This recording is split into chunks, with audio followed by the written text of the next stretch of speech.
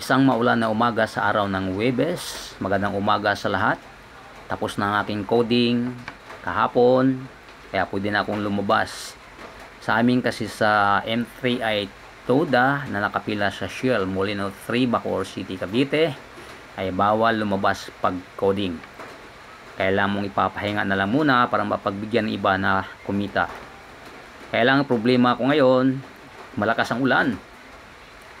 Patilahin ko muna siguro guys, o antayin kong huminto bago ako lumabas.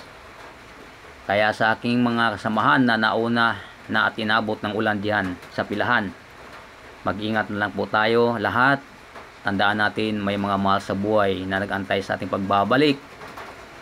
Madulas ang kalsada, lalo na pag kaumpisa pa lamang, mga alanganing ulan, madulas ang asfalto.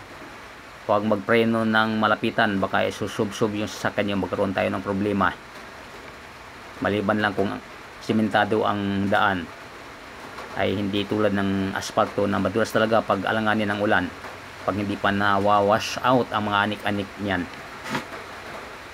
Ayan, ang location ko ngayon ay nandito pa rin sa aking teritoryo sa City Homes Subdivision. Tahimik pa rito guys, dahil maagang-maaga pa, tulog pa ang ating mga kapitbahay. Eto, dito ako nakatira. Diyan nakikita nyo ang aking tricycle na nakaparada. Dito. Yan, sa pintuan na yan. Diyan ako pumapasok pag umuwi ako dito sa bahay namin. Iikot ko lang kayo guys dito bandang kabilang parte. Mayroon po kasi tayo ritong paupahan, bed space for rent. Magvi-video ako ng panibago, itutur ko kayo rito sa paupahan ko. Kahit sa pasilyo lamang, gawa ng tulog pang ating mga iba na mayroong nandiyan.